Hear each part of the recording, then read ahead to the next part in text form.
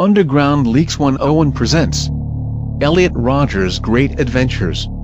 The plan. After going through every single fantasy I had about how I would punish my enemies, I started to detail all of my exact plans for how the day of retribution will play out. On the day before the day of retribution, I will start the first phase of my vengeance, silently killing as many people as I can around Isla Vista by luring them into my apartment through some form of trickery. The first people I would have to kill are my two housemates, to secure the entire apartment for myself as my personal torture and killing chamber. After that, I will start luring people into my apartment, knock them out with a hammer, and slit their throats. I will torture some of the good-looking people before I kill them, assuming that the good-looking ones had the best sex lives. All of that pleasure they had in life, I will punish by bringing them pain and suffering. I have lived a life of pain and suffering, and it was time to bring that pain to people who actually deserve it. I will cut them, flay them, strip all the skin off their flesh, and pour boiling water all over them while they are still alive, as well as any other form of torture I could possibly think of. When they are dead, I will behead them and keep their heads in the bag, for their heads will play a major role in the final phase. This first phase will represent my vengeance against all of the men who have had pleasurable sex lives while I've had to suffer. Things will be fair once I make them suffer as I did. I will finally even the score. The second phase will take place on the day of retribution itself, just before the climactic massacre. The second phase will represent my war on women. I will punish all females for the crime of depriving me of sex. They have starved me of sex for my entire youth, and gave that pleasure to other men. In doing so, they took many years of my life away. I cannot kill every single female on earth, but I can deliver a devastating blow that will shake all of them to the core of their wicked hearts. I will attack the very girls who represent everything I hate in the female gender, the hottest sorority of UCSB. After doing a lot of extensive research within the last year, I found out that the sorority with the most beautiful girls is Alpha Phi sorority. I know exactly where their house is, and I've sat outside it in my car to stalk them many times. Alpha Phi sorority is full of hot, beautiful blonde girls. The kind of girls I've always desired but was never able to have because they all look down on me. They are all spoiled, heartless, wicked bitches. They think they are superior to me, and if I ever tried to ask one on a date, they would reject me cruelly. I will sneak into their house at around 9 p.m. on the day of retribution, just before all of the partying starts, and slaughter every single one of them with my guns and knives. If I have time, I will set their whole house on fire, then we shall see who the superior one really is. The final phase of the day of retribution will be my ultimate showdown in the streets of Isla Vista. On the morning before, I will drive down to my father's house to kill my little brother, denying him of the chance to grow up to surpass me, along with my stepmother, as she will be in the way. My father will be away on one of his business trips, so thankfully I won't have to deal with him.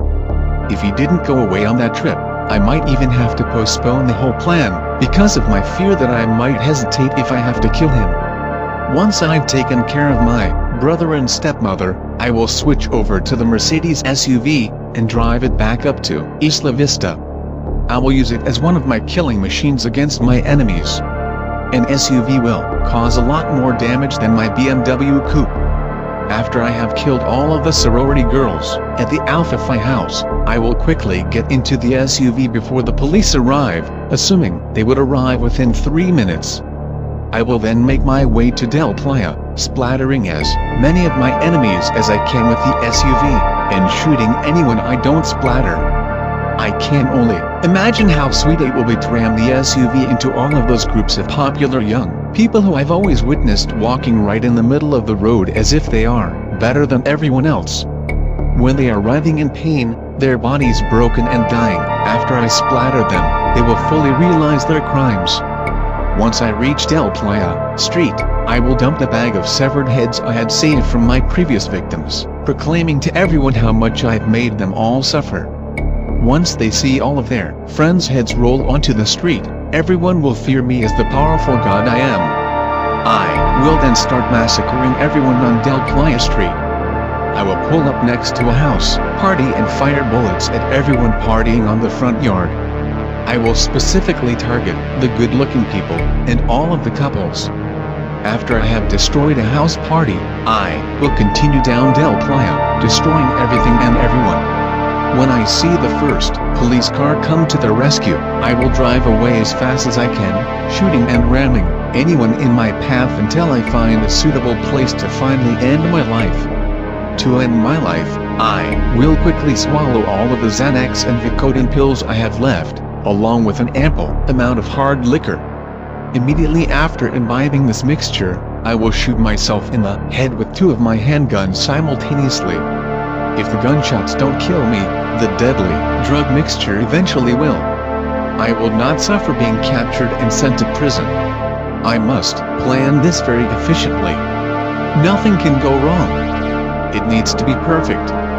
This is now my sole purpose on this world. My plans will come to fruition, and I mustn't let anyone stop me. On the week leading up to date I set for the day of retribution, I uploaded several videos onto YouTube in order to express my views and feelings to the world, though I don't plan on uploading my ultimate video until minutes before the attack, because on that video, I will talk about exactly why I'm doing this. After only a week passed since I uploaded those videos on YouTube, I heard a knock on my apartment door. I opened it to see about 7 police officers asking for me. As soon as I saw those cops, the biggest fear I had ever felt in my life overcame me. I had the striking and devastating fear that someone had somehow discovered what I was planning to do, and reported me for it. If that was the case, the police would have searched my room, found all of my guns and weapons, along with my writings about what I planned to do with them. I would have been thrown in jail, denied of the chance to exact revenge on my enemies. I can't imagine a hell darker than that. Thankfully, that wasn't the case, but it was so close. Apparently, someone saw my videos and became instantly suspicious of me. They called some sort of health agency, who called the police to check up on me. The police told me it was my mother who called them, but my mother told me it was the health agency. My mother had watched the videos and was very disturbed by them. I don't suppose I'll ever know the full truth of who called the police on me. The police interrogated me outside for a few minutes, asking me if I had suicidal thoughts. I tactfully told them that it was all a misunderstanding, and they finally left. If they had demanded to search my room, that would have ended everything. For a few horrible seconds I thought it was all over. When they left, the biggest wave of relief swept over me. It was so scary. It was all because of the videos.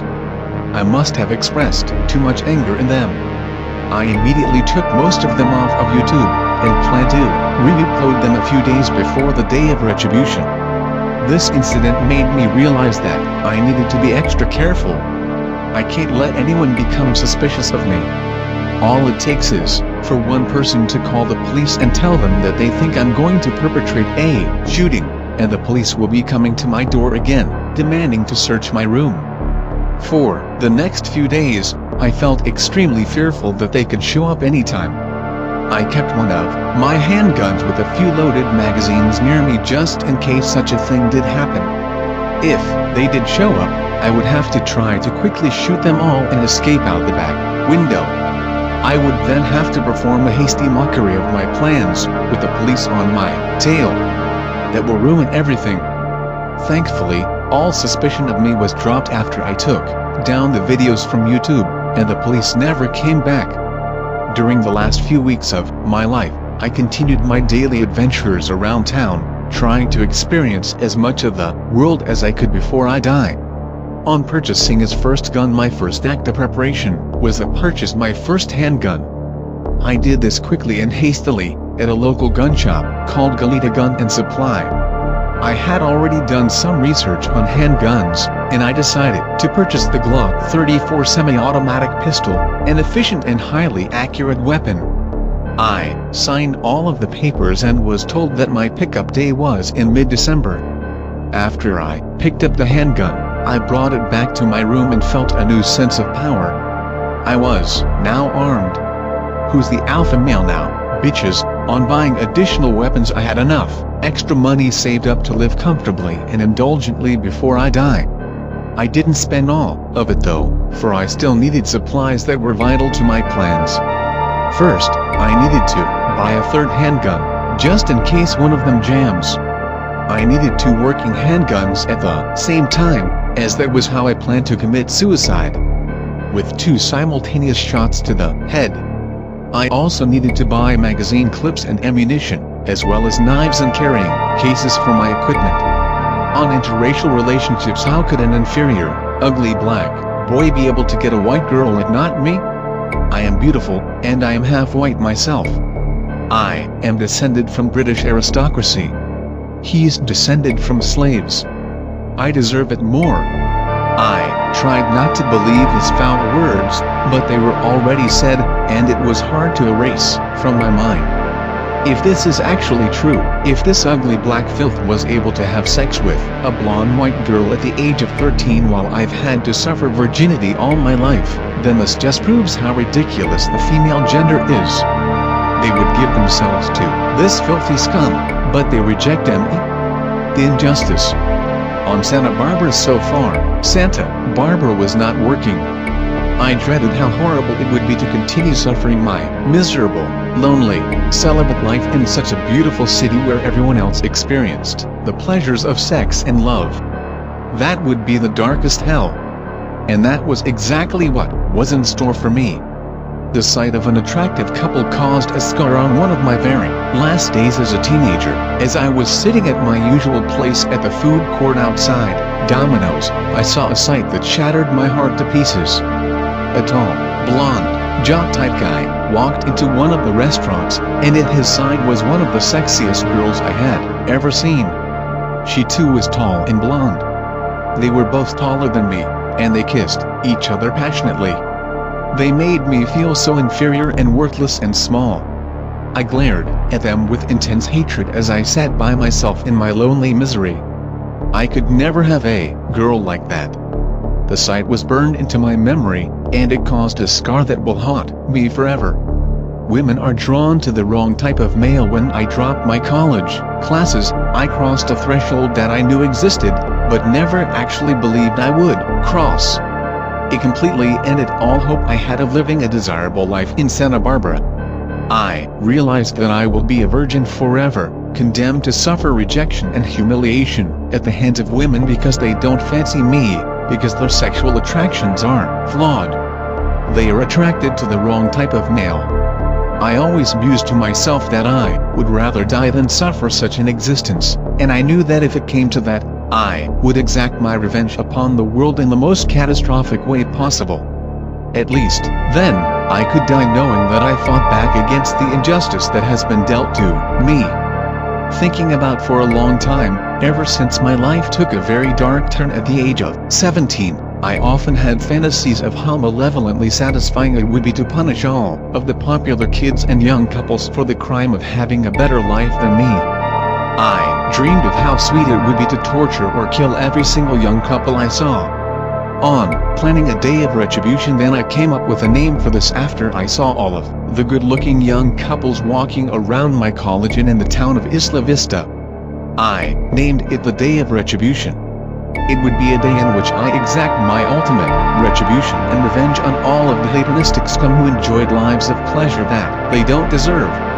If I can't have it, I will destroy it. I will destroy all women, because I can never have them. I will make them all suffer for rejecting me. I will arm myself with deadly weapons and wage a war against all women and the men they are attracted to. And I will slaughter them like the animals they are. If they won't accept me among them, then they are my enemies. They showed me no mercy, and in turn I will show them no mercy. The prospect will be so sweet, and justice will ultimately be served. And of course, I would have to die in the act to avoid going to prison. That is when I realized that this threshold existed, and if I crossed it, I will have to carry out this day of retribution. On losing a friend, he blatantly said he didn't want to be friends anymore. He didn't even deign to tell me why. After he said the fateful words, he refused to talk to me ever again. That was the last time I ever spoke to him. It was the ultimate betrayal. I thought he was the one friend I had in the whole world who truly understood me, who truly understood my views and the reasons why I thought the way I did about the world. My situation was indeed horrible. I couldn't leave the house without seeing a young couple walking around somewhere. Everywhere I went, I was all by myself, while other young people had friends and girlfriends. I was ashamed to show myself to the world.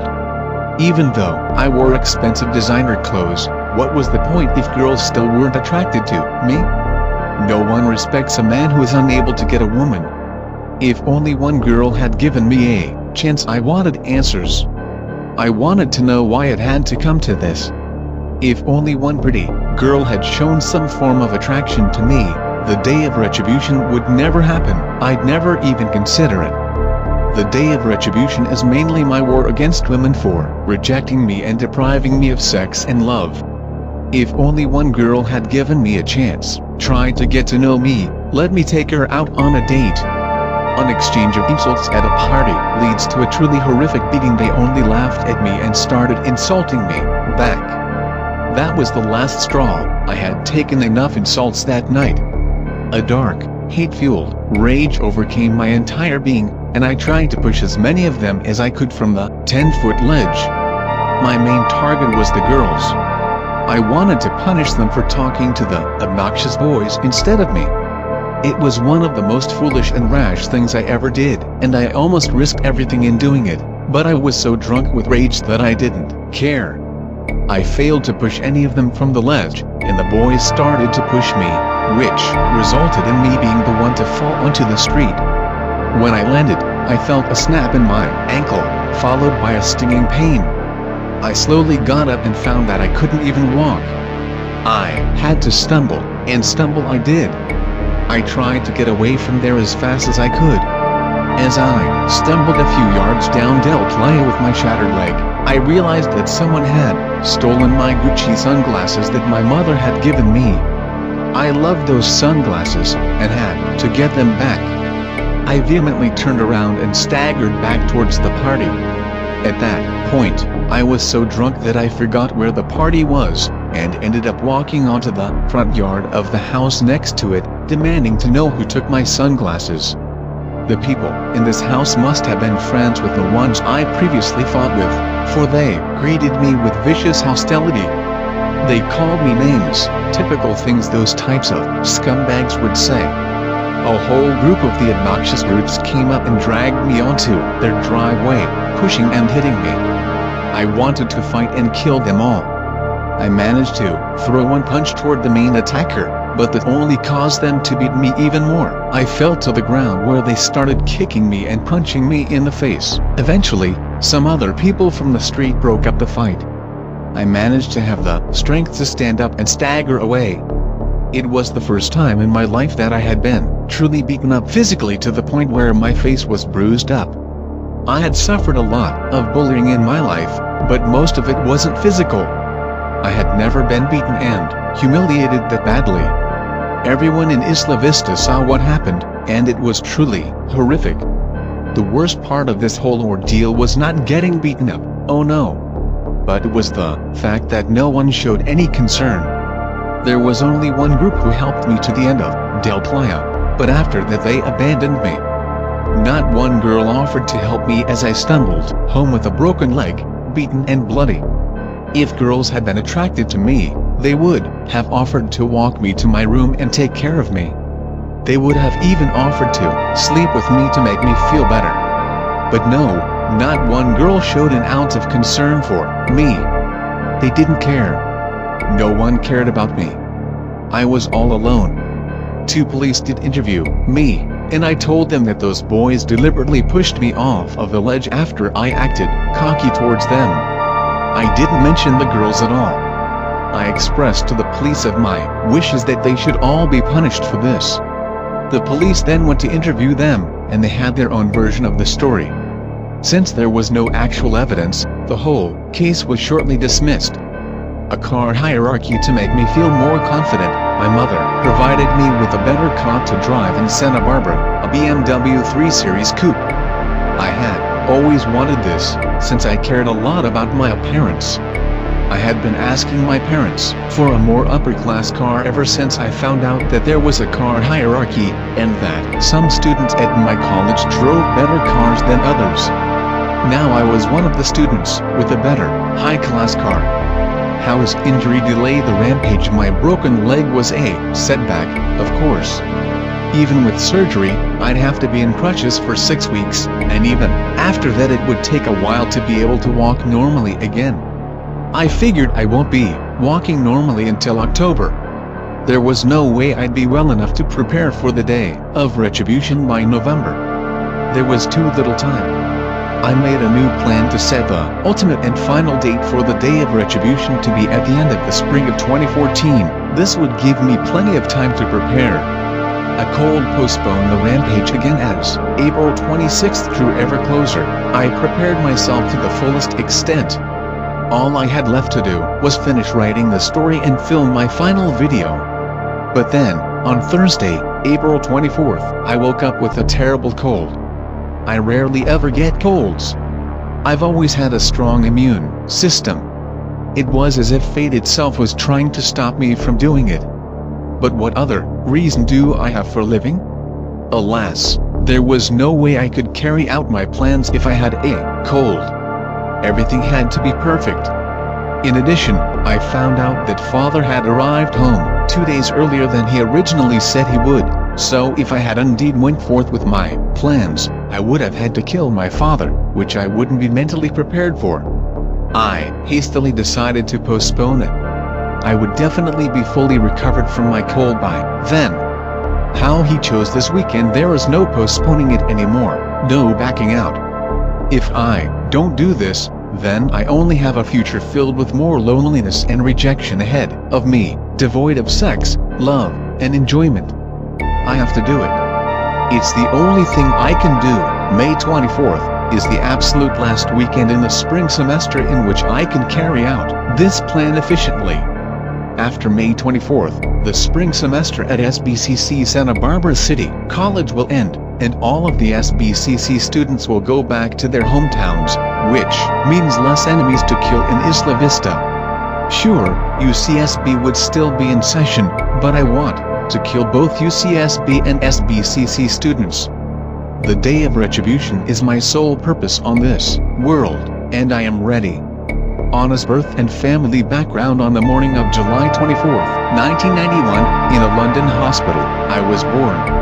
I breathed in the first breath of air life as I entered this world, weighing only 5.4 pounds. My parents must have been filled with happiness and pride that day. They had just witnessed the birth of their first child, and they named me Elliot Oliver Robertson Roger. I was born to young parents.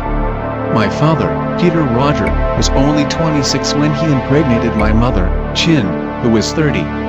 Peter is of British descent, hailing from the prestigious Roger family. A family that was once part of the wealthy upper classes before they lost all of their fortune during the Great Depression. My father's father, George Roger, was a renowned photojournalist who had taken very famous photographs during the Second World War, though he failed to reacquire the family's lost fortune. My mother is of Chinese descent. She was born in Malaysia, and moved to England at a young age to work as a nurse on several film sets, where she became friends with very important individuals in the film industry. On his parents' divorce, very shortly after my 7th birthday, the news came. I believe it was my mother who told me that she and my father were getting a divorce. My mother, who only a few months before told me that such a thing will never happen. I was absolutely shocked, outraged, and above all, overwhelmed. This was a huge life-changing event. My father was to stay at the round house, and my mother would move to another smaller house in Topanga. It was arranged that me and my sister will mostly be living with our mother, and we would go to father's house on the weekends. My father was required to pay child support to my mother so that she can look after us. My life would change forever after this. The family I grew up with has split in half, and from then on I would grow up in 2 different households. I remember crying. All the happy times I spent with my mother and father as a family were gone, only to remain in memory. It was a very sad day. Just like the move to the US, it would be like starting a whole new life with a new routine. Because of my father's acquisition of a new girlfriend, my little mind got the impression that my father was a man that women found attractive, as he was able to find a new girlfriend in such a short period of time from divorcing my mother. I subconsciously held him in higher regard because of this.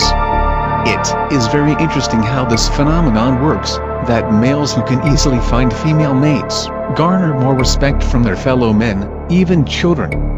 How ironic is it that my father, one of those men who could easily find a girlfriend, has a son who would struggle all his life to find a girlfriend. Feelings of inferiority. The first frustration of the year, which would remain for the rest of my life, was the fact that I was very short for my age. As 4th grade started, it fully dawned on me that I was the shortest kid in my class. Even the girls were taller than me. In the past, I rarely gave a thought to it, but at this stage I became extremely annoyed at how everyone was taller than me, and how the tallest boys were automatically respected more. It instilled the first feelings of inferiority in me, and such feelings would only grow more volatile with time.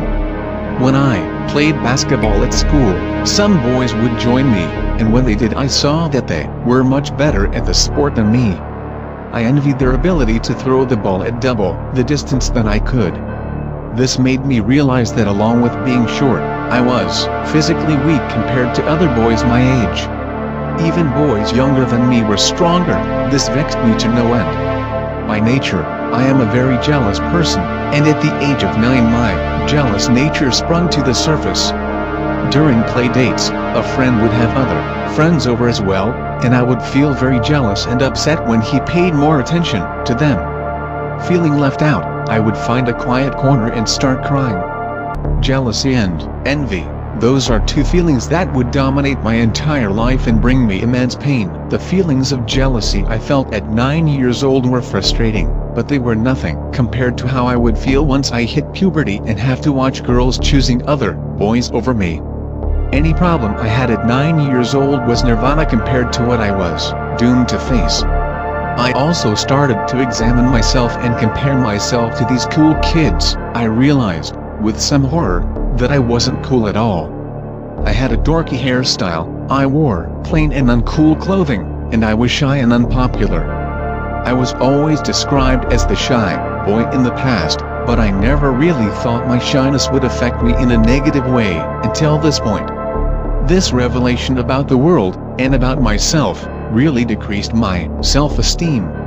On top of this was the feeling that I was different because I am of mixed race. I am half white, half Asian, and this made me different from the normal fully white kids that I was trying to fit in with. I envied the cool kids, and I wanted to be one of them.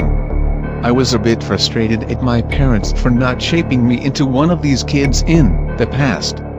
They never made an effort to dress me in stylish clothing or get me a good-looking haircut. I had to make every effort to rectify this. I had to adapt. My first act was to ask my parents to allow me to bleach my hair blonde. I always envied and admired blonde-haired people, they always seemed so much more beautiful. My parents agreed to let me do it, and father took me to a hair salon on Mulholland Drive in Woodland Hills. Choosing that hair salon was a bad decision, for they only bleached the top of my head blonde. When I indignantly questioned why they didn't make all of my hair blonde, they said that I was too young for a full bleaching. I was furious. I thought I looked so silly, with blonde hair at the top of my head and black hair at the sides and back. I dreaded going to school the next day with this weird new hair. When I arrived at school the next day, I was intensely nervous. Before class started, I stood in a corner frantically trying to figure out how I would go about revealing this to everyone.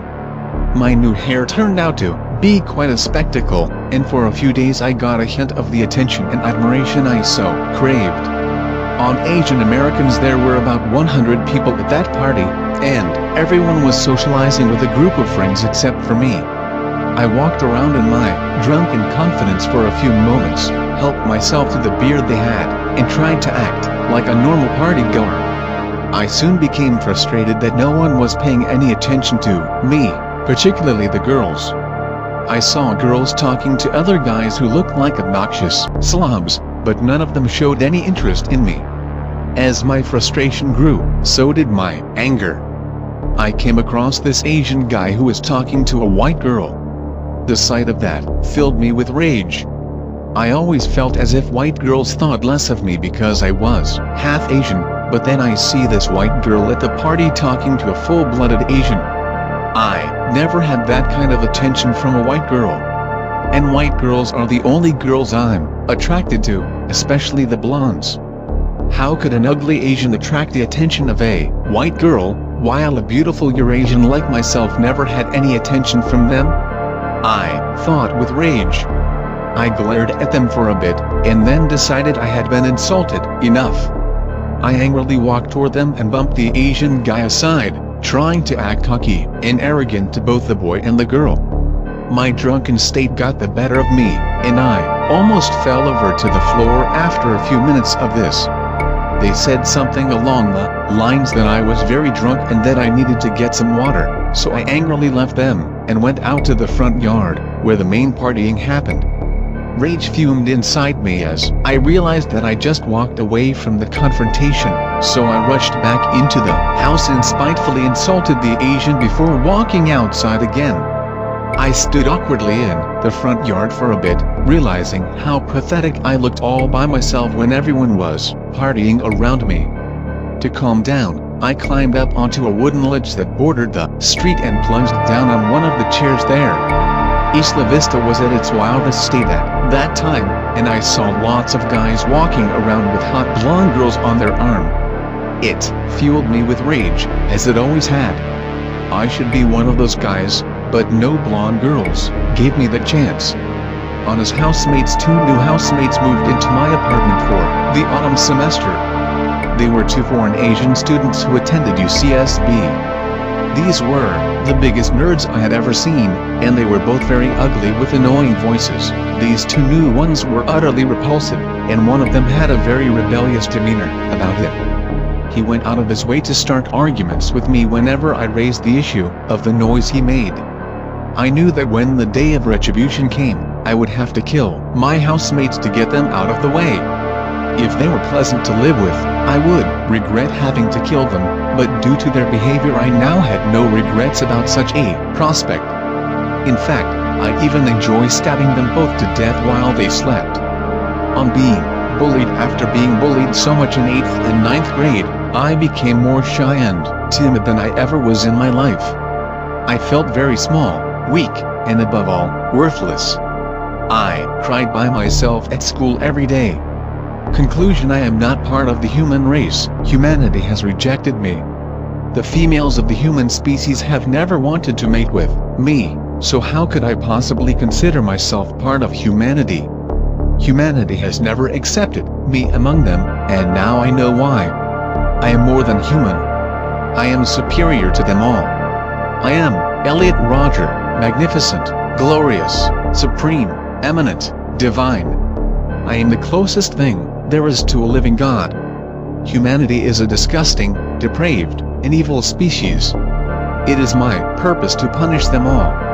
I will purify the world of everything that is wrong with it. On the day of retribution, I will truly be a powerful God, punishing everyone I deem to be impure and depraved. Reporting to you from the Nige 420 news team, this is Nigel Noel Godfred, your host.